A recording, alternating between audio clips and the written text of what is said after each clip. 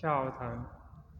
श्री अरहंत सदा मंगलमय, मुक्ति मार्ग का करें प्रकाश मंगलमय।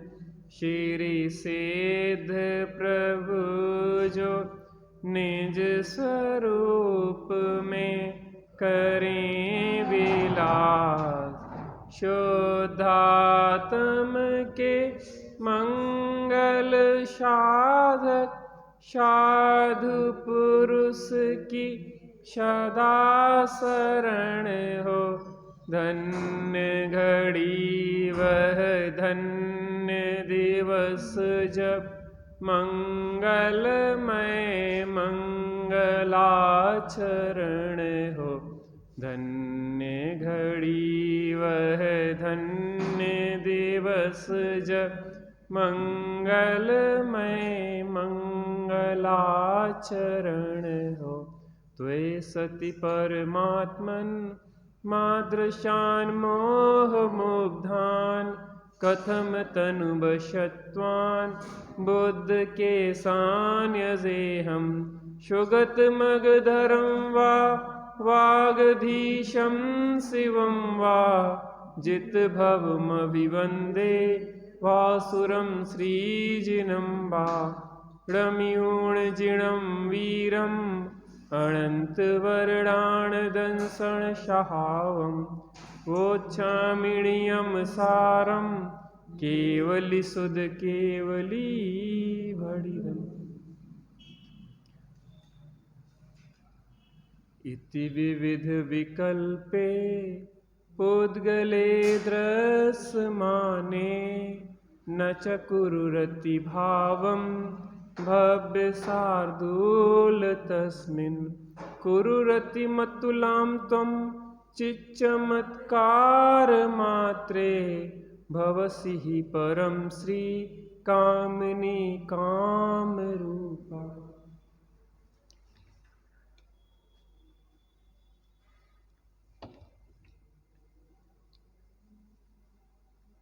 श्री नियम सार जी परमागम अजीवाधिकार कलश क्रमांक 38। इस अजीवाधिकार में पुद्गल की व्याख्या करी जा रही है। काय की? पुद्गल द्रव्य की व्याख्या यहाँ चल रही है। परमाणु और स्कंद आदि के भेद बताए जा रहे हैं। इति विविध विकल्प, विकल्प माने होता भेद। चारित्र की तरफ से देखें तो राग देश के परिणाम को विकल्प कहा जाता है, और ज्ञान की तरफ से देखें तो भेद पूर्वक जानने को विकल्प कहा जाता है। दर्शन निर्विकल्प होता है और ज्ञान सविकल्प होता है, क्योंकि ज्ञान भेद पूर्वक पदार्थों को भिन्न भिन्न रूप से जानता है। कैसे जानता है? भिन्न भिन्न रूप से पदार्थों को जानता है, इसलिए ज्ञान को क्या कहते हैं? सविकल्प। तो हम विकल्प शब्द का कहाँ किस अर्थ में प्रयोग किया जा रहा है, उस चीज का ध्यान रखना चाहिए। कहाँ चारित्र गुण की तरफ से चर्चा है और कहाँ ज्ञान गुण की तरफ से चर्चा है। ज्ञान गुण की जब चर्चा हो तो भेदपूर्वक जानने को विकल्प कहेंगे, और चारित्र गुण की तरफ से चर्चा है तो राग देश आदि के भावों को विकल्प कहा जाता है। निर्विकल्प दशा में ज्ञान का जानना बंद नहीं हो जाता, इसलिए ज्ञान की तरफ से निर्विकल्पता नहीं है, और चारित्र मोह की तरफ से ही विचार करें तो अभी जितनी कसाई गई तत्संबंधी उसको निर्विकल्पता हुई। अब उसमें दो प्रकार से परिणमन चल रहा है। एक तो उपयोग स्वरूप में लगा है, लेकिन अबुद्धि पूर्वक अभी भी विकल्प चल रहे हैं चारित्र मोहगत। निर्विकल्पता भले कहते हैं, लेकिन पूर्ण निर्विकल्पता नहीं है, क्योंकि जब तक यथाख्यात चारित्र नहीं है तब तक पूर्ण निर्विकल्पता नहीं है। अबुद्धि पूर्वक विकल्प चलते रहते हैं। जो कसाय है तत्संबंधी अभी अबुद्धि पूर्वक तो चल ही रहे हैं। देखो, एकत्व वितर्क विचार और पृथकत्व वितर्क अविचार, ऐसा है ना। तो उसमें भी भिन्न भिन्न एकत्व वितर्क विचार, तो वहां भी चाहे द्रव्य से गुण, गुण से, इस तरीके से पलटन होता रहता है अबुद्धि पूर्वक उपयोग का। एक पे टिक जाएगा, अलग अलग द्रव्य का, गुण का, पर्याय का, इस तरीके से अलग अलग चल रहा है, लेकिन बुद्धिपूर्वक का उपयोग स्वरूप में टिका है। लेकिन अबुद्धिपूर्वक फिर भी चल रहे हैं जो कसायांश शेष है अभी, तो उसमें कहाँ क्या रहता है, यहाँ कह रहे इति विविध विकल्प है। हमने जो ज्ञान के भेदों को जाना, परमाणु स्कंद आदि के भेदों को जाना, पुद्गले दृश्यमान है, इसमें हमें सब कुछ पुद्गल का ही दिखाई दिया, इसमें कोई चेतन नहीं दिखाई दे रहा है। क्या कह रहा है, इसमें कोई चेतनता है नहीं दिखाई दे रही है, सब क्या है, पुद्गल का है। दृश्यमान है, दृश्यमान जो भी जगत है वो क्या है, पुद्गल है। देखो पुद्गल में दो चीजें हैं, कुछ दृश्यमान पुद्गल हैं, कुछ अदृश्यमान पुद्गल हैं।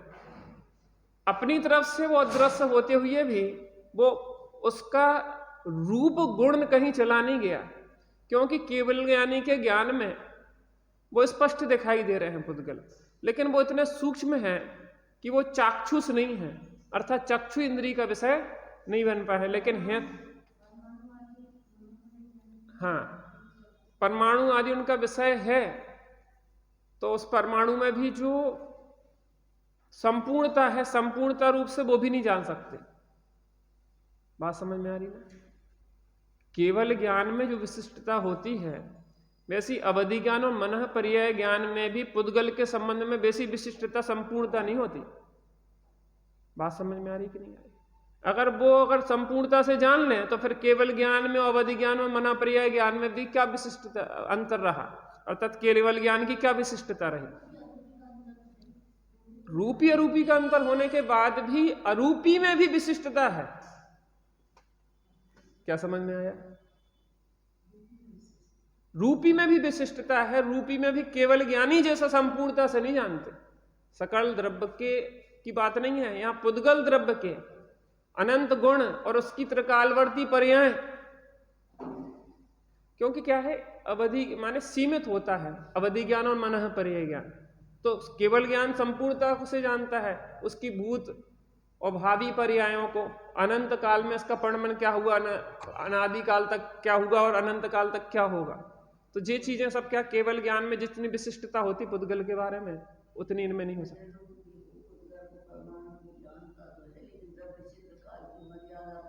हाँ मर्यादा सहित जानता, ये बात होती वो है।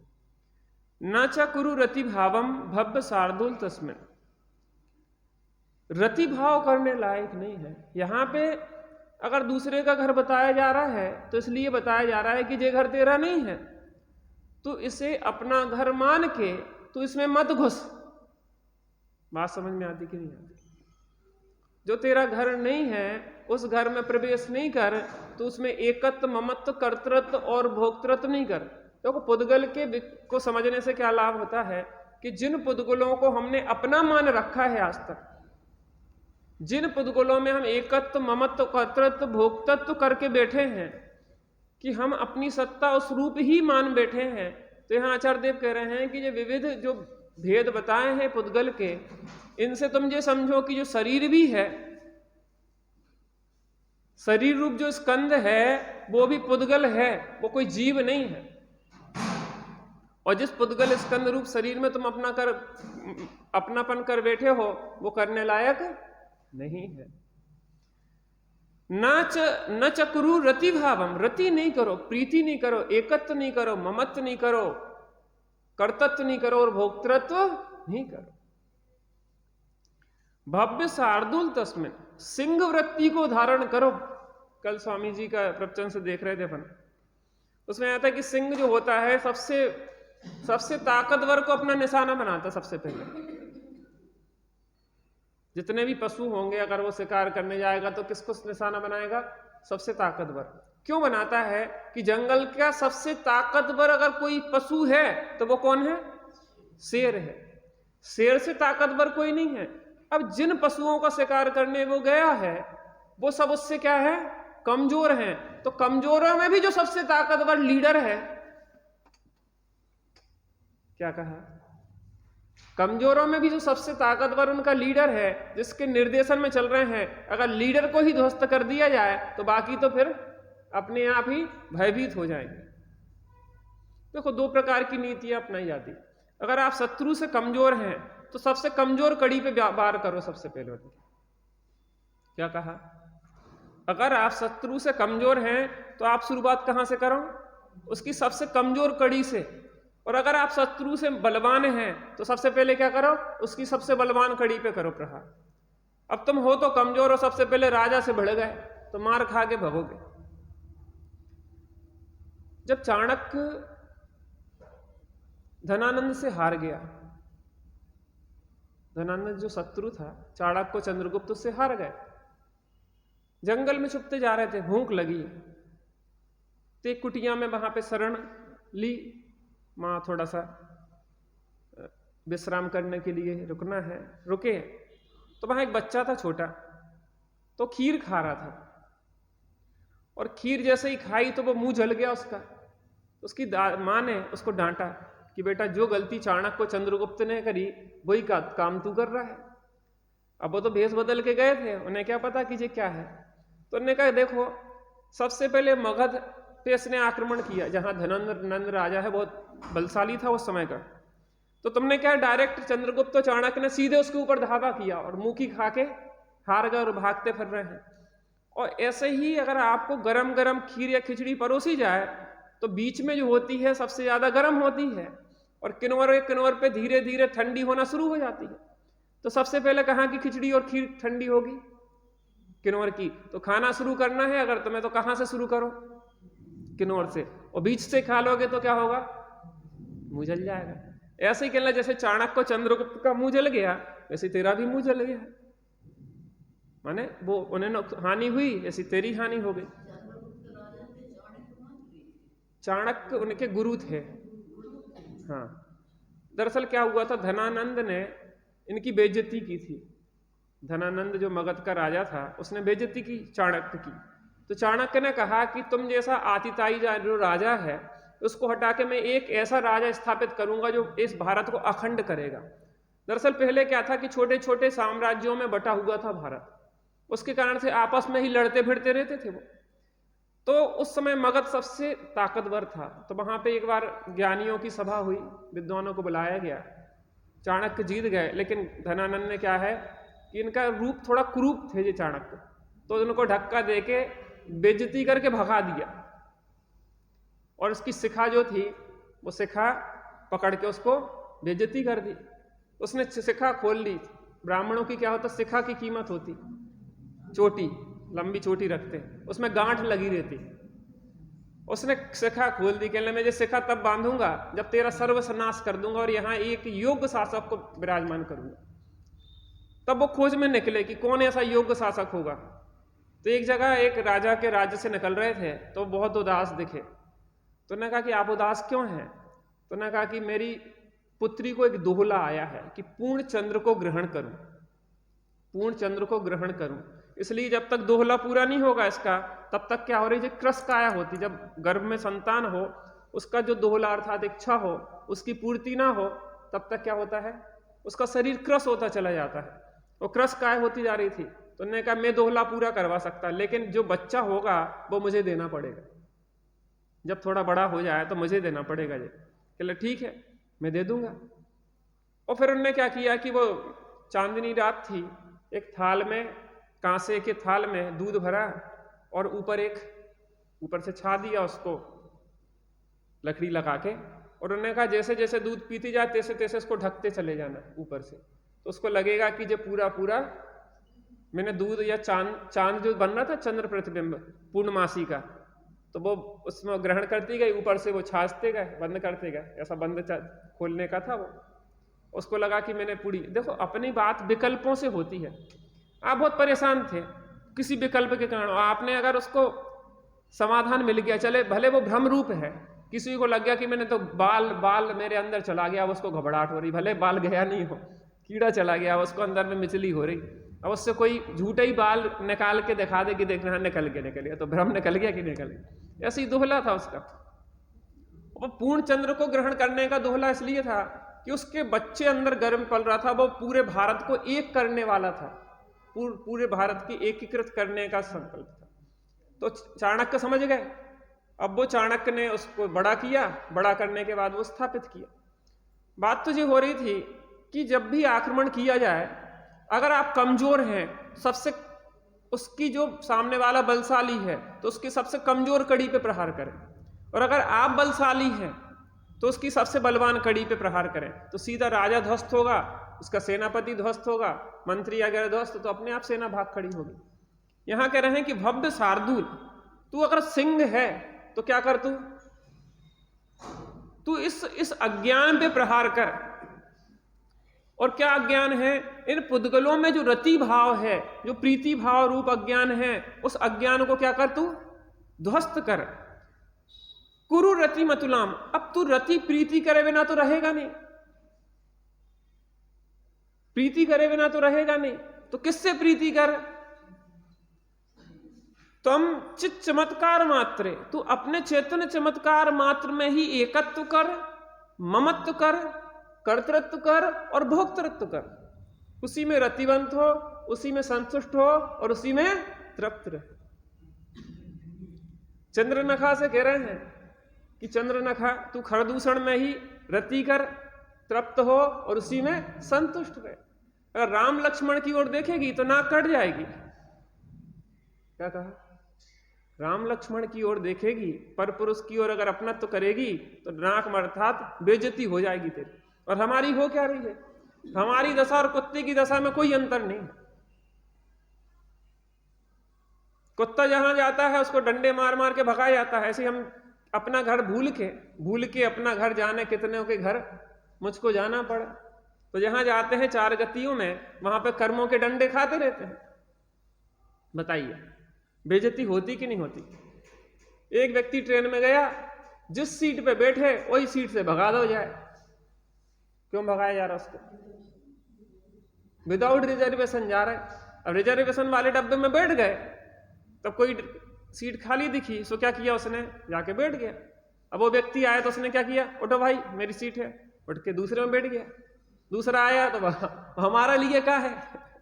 हमारा रिजर्वेशन तो अमूर्तिक प्रदेशों का पुंज, प्रसिद्ध ज्ञान आदि गुणों का धारी, अनादि निधन जो तत्व है, वहां रिजर्वेशन है।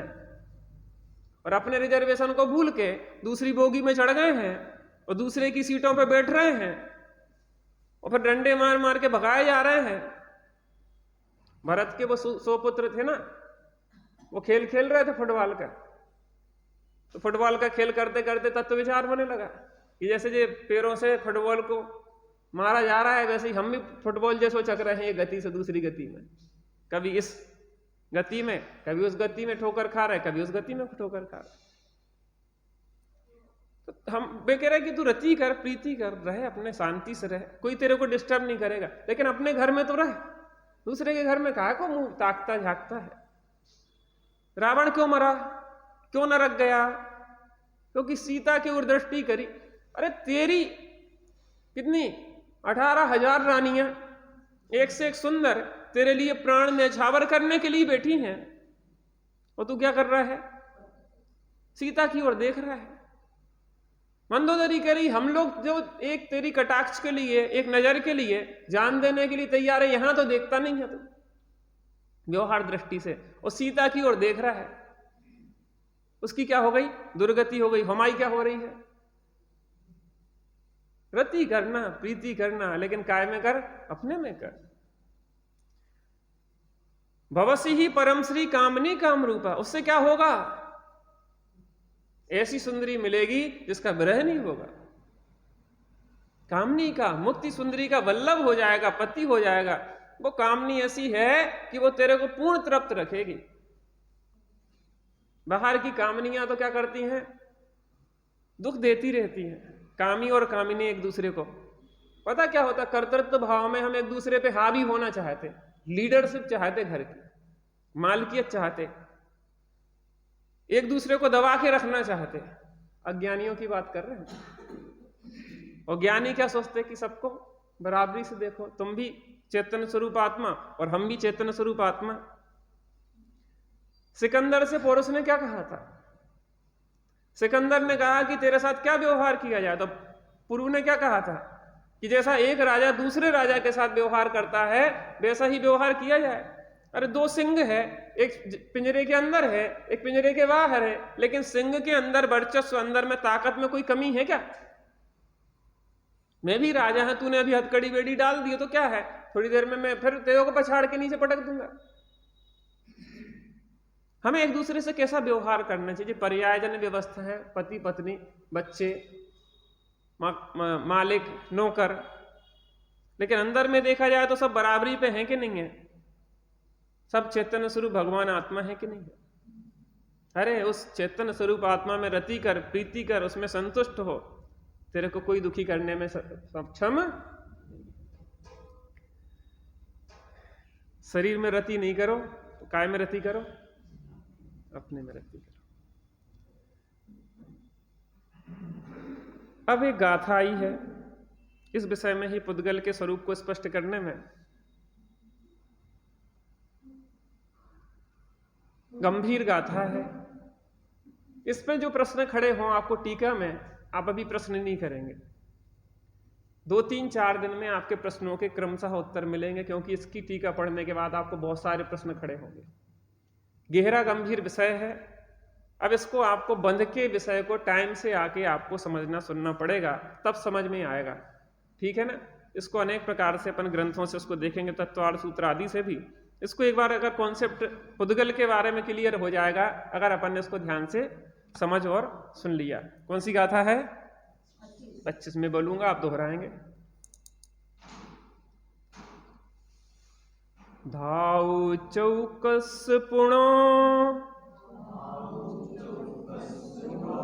जम हेउ कारणम तितमणेओ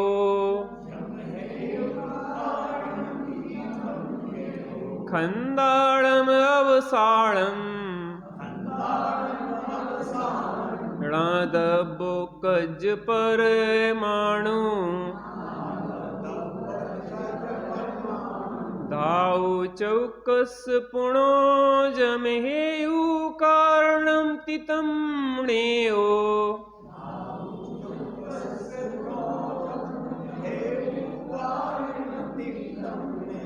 खंदाड़म अवसाड़म णादब्बो कज परमाणु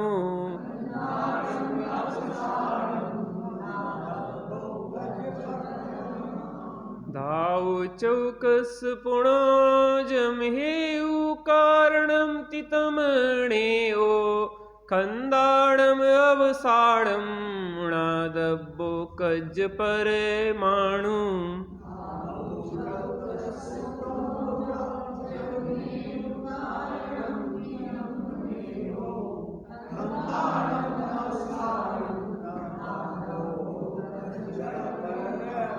हर गीत स्क्रीन पे है, वही पढ़ेंगे। जल आदि धातु चतुष्क हेतुक कारणाणु कहा है, अरखंड के अवसान को ही कार्याणु कहा। कारण और कार्य अणु अन्व्यार्थ। पुनः अर्थात फिर यह, अर्थात जो धातु चतुष्कस्य पृथ्वी, जल, तेज और वायु, इन 4 धातुओं का हेतु अर्थात हेतु है, शह अर्थात वह, कारणम इति ज्ञेय, कारण परमाणु जानना, स्कंधानाम स्कंधों के अवसान को अर्थात पृथक हुए अविभागी अंतिम अंश को, कार्य परमाणु ज्ञातव्या अर्थात जानना। काय की चर्चा है? काय की? कारण परमाणु और कार्य परमाणु। किस अधिकार पे अपन चर्चा कर रहे हैं? अजीब अधिकार में भी कौन से अजीब की चर्चा कर रहे हैं? पुद्गल। पुद्गल में भी काय की चर्चा कर रहे हैं? परमाणु की। कौन से परमाणु की? कारण परमाणु और कार्य परमाणु। बहुत अच्छा, टीका देखते हैं। कारण परमाणु द्रव्य और कार्य परमाणु द्रव्य के स्वरूप का कथन है। पृथ्वी, जल, तेज, वायु, यह 4 धातुएं हैं। उनका जो हेतु है वह कारण परमाणु है। वही परमाणु एक गुण स्निग्धता या रुक्षता होने से सम या विषम बंध को अयोग्य ऐसा जघन्य परमाणु है। ऐसा अर्थ है, एक गुण स्निग्धता या रुक्षता के ऊपर 2 गुण वाले का विषम बंध होता है। यह उत्कृष्ट परमाणु है।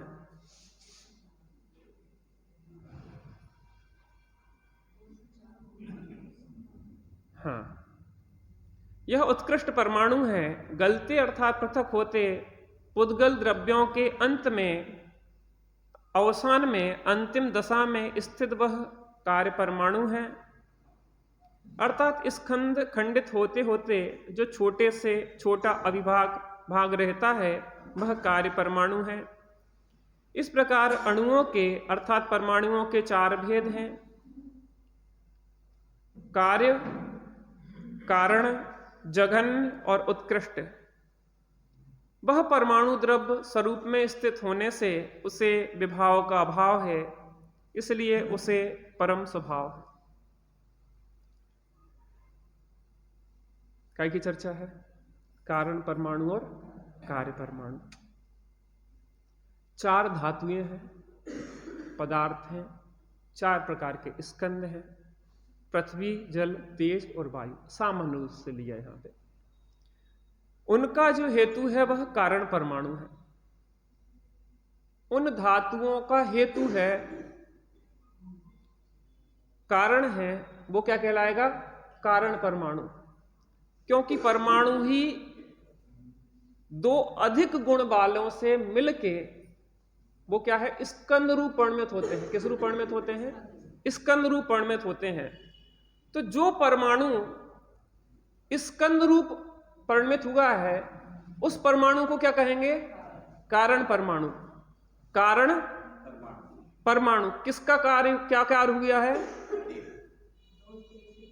अब इसमें ध्यान देखना, अभी कारण परमाणु और कार्य परमाणु की तरफ से बात कर रहा है, स्कंद की तरफ से बात नहीं कर रहा है। कारण परमाणु क्या कहलाएगा और कार्य परमाणु क्या कहलाएगा? परमाणु की तरफ देखना भी इसमें जो भी प्रोसेस दिखाएंगे वो परमाणु पे लाके खड़ी करेंगे। परमाणु को ही कारण बताएंगे और परमाणु को ही कार्य बताएंगे। कारण और कार्य, ठीक है ना?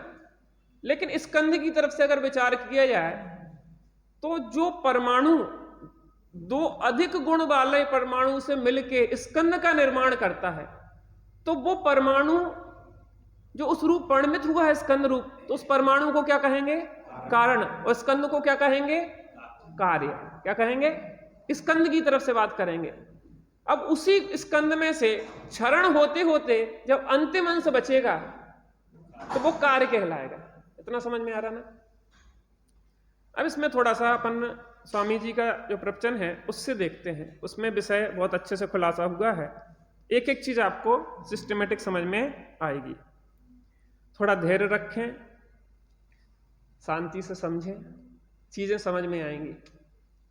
एकदम उतावली नहीं करें कि हम आए तो एक बार में हर चीज समझ में आ जाएगी। हम गाथा भी 3 बार 4 बार इसलिए पढ़वाते हैं कि एक बार में स्पष्ट उच्चारण नहीं हो पाता, 2-3 बार में धीरे धीरे जबान पे कोई शब्द चढ़ता है। अब देखते हैं, पृथ्वी, जल, तेज और वायु, इन 4 धातुओं के हेतु को कारण परमाणु जानना। हेतु माने क्या होता है? कारण। किनका हेतु है यह? पृथ्वी, जल, तेज और वायु। इन 4 का कारण कौन है? परमाणु।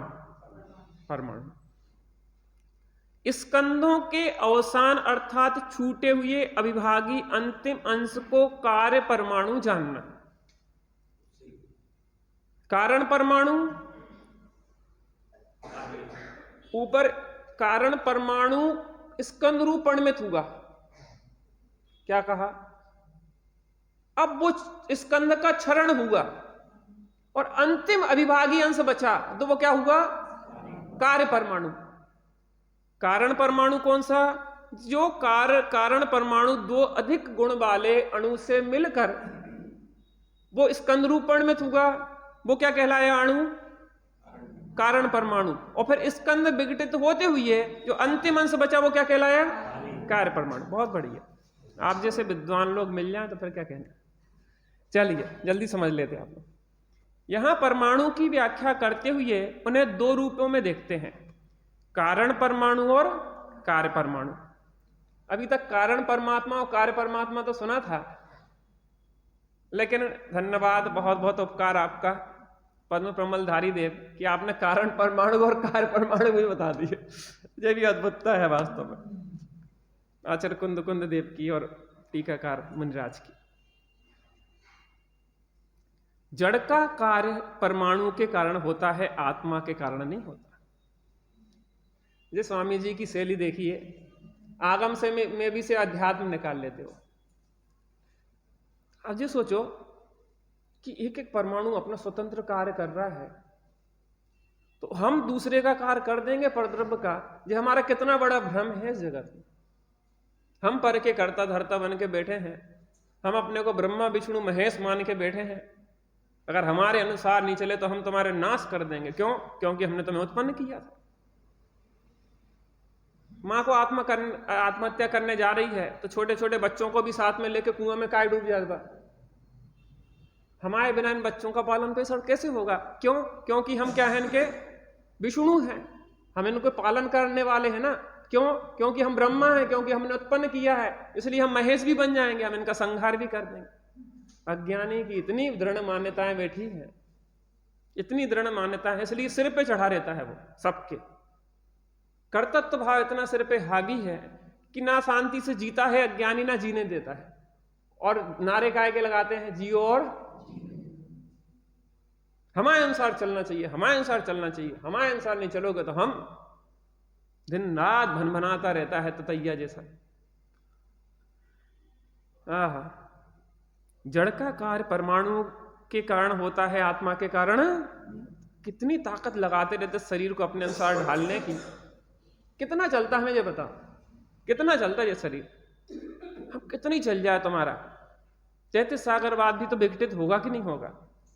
इसको कब तक चला सकते? इसका एक एक अणु का क्षरण होना है, कौन सा मिलना है तुम्हारे हमारे हाथ में। परमाणु स्कंद का कारण है, यह भी उपचार है। अब देखो, परमाणु स्कंद का कारण है, इस कारण परमाणु कार्य परमाणु लिया, परमाणु कारण और स्कंद कार्य नहीं लिया। जबकि व्यवस्था क्या होती? अणु अणु मिलके ही तो परमाणु मिल मिलके ही तो स्कंद बनता। तो परमाणु को क्या कहेंगे? कारण। और स्कंद को क्या कहेंगे? कार्य। लेकिन यहां क्या कह रहा है? कारण परमाणु और कार्य परमाणु, क्योंकि परमाणु का कारण भी परमाणु है और कार्य भी परमाणु है, स्कंद खरेखर नहीं है। अरे आप जो सोचो, अणु अणु स्वयं में लीन है। जैन दर्शन की कैसी स्वतंत्रता है? हम तो दूसरी आत्माओं को पराधीन करना चाह रहे हैं। इस उंगली में इतने अनंत पुद्गल परमाणु हैं, जे अपना अपना स्वतंत्र परिमाण कर रहा है, बिल्कुल सेपरेट।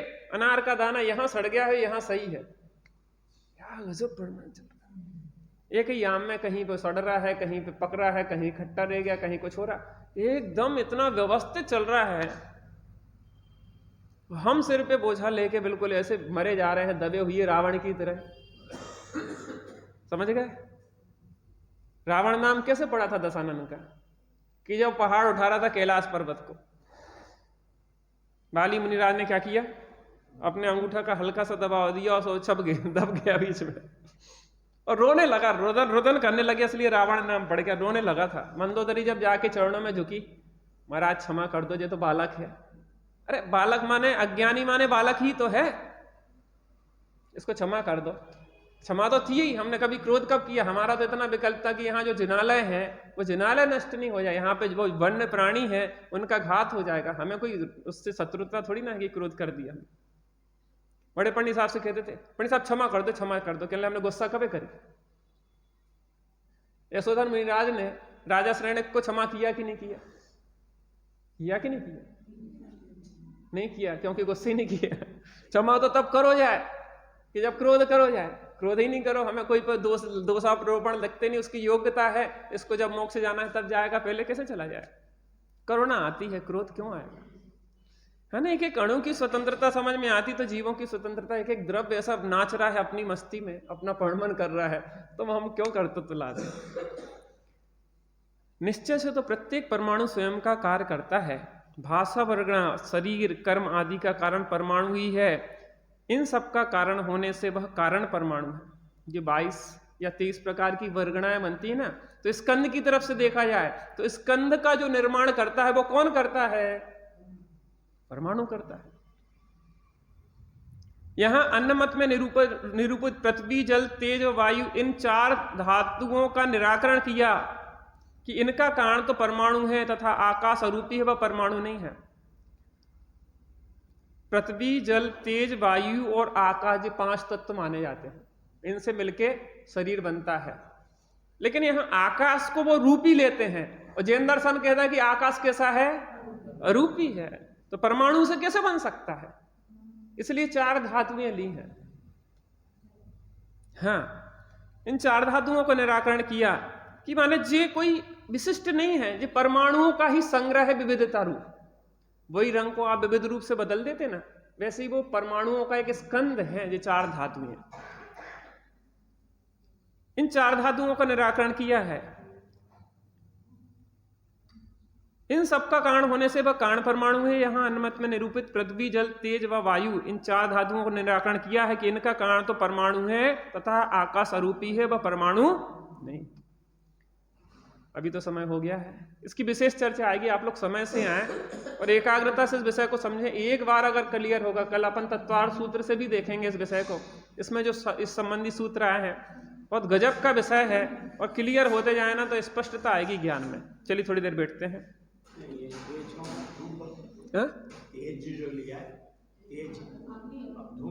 अग्नि अग्नि अग्नि अग्नि, तेज वायु, अग्नि। अभी वो दूसरे एंगल से लिया, स्कंद के रूप में लिया। हाँ, वो उस एंगल से है। स्कंद के रूप में जो भी फर्णमन दिख रहा है ना, वो उसका कारण अपन वर्गणाएं की तरफ से विचार करें ना, 22 या 30 प्रकार की जो वर्गणाएं है ना, उसका कारण क्या है? वो परमाणु है। तो जो भी स्कंद दिखाई दे रहा है उनका, उसमें क्या है? संगठन, एक परमाणुओं का संगठन है, कोई अलग से वो तत्व नहीं है। इस बात को देखना।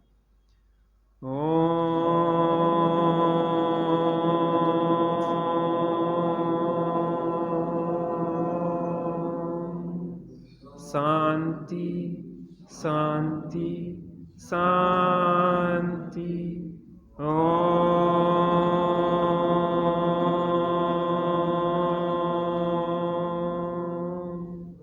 शांति शांति शांति।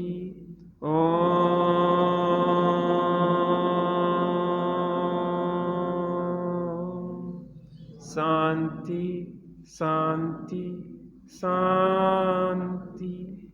यहाँ पे आचार्य देव कह रहे हैं, जो भी दिखाई दे रहा है वह परमाणुओं का ही एक संगठित रूप है। चारों ओर जो भी दिखाई देता है, एक पुद्गल ही का नृत्य दिखाई देता है, नाच दिखाई देता है।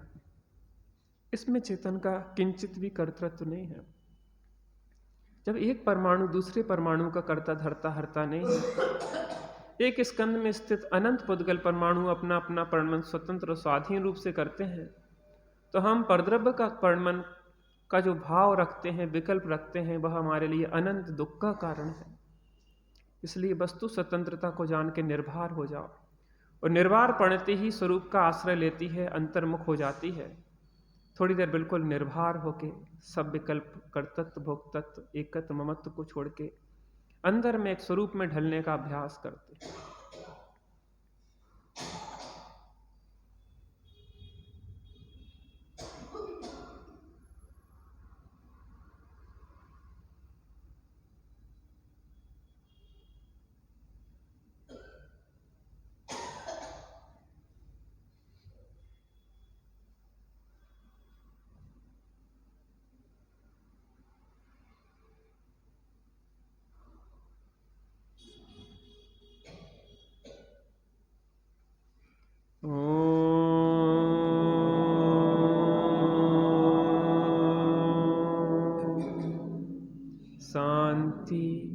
शांति शांति।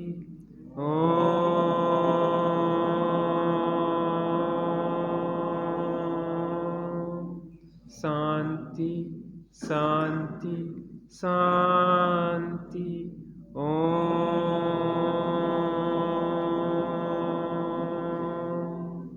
शांति शांति शांति। सहजानंदी शुद्ध स्वरूपी अविनाशी हूँ आत्मस्वरूप। सहजानंदी शुद्ध स्वरूपी अविनाशी हूँ आत्मस्वरूप। सहजानंदी स्वरूपी अविनाशी हूँ। महिमा जिनागम की अपूरप हे अहो किम कह सकूं। देश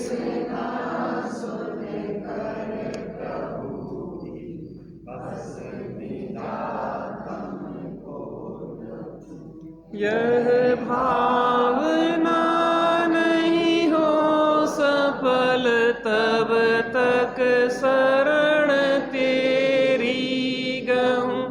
कर नमन मन बच काए से क्षम भाव धर सब दुख नसु।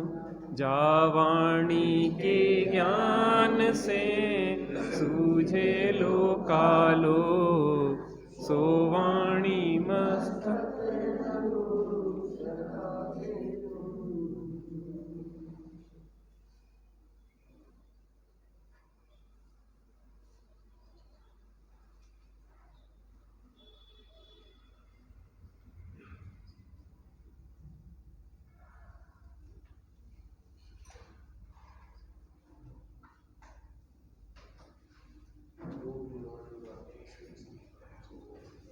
द्वादशांग जिनवाणी माता की जय हो। महाजैन धर्म की जय हो। पंचपरमेश्वर भगवान की जय।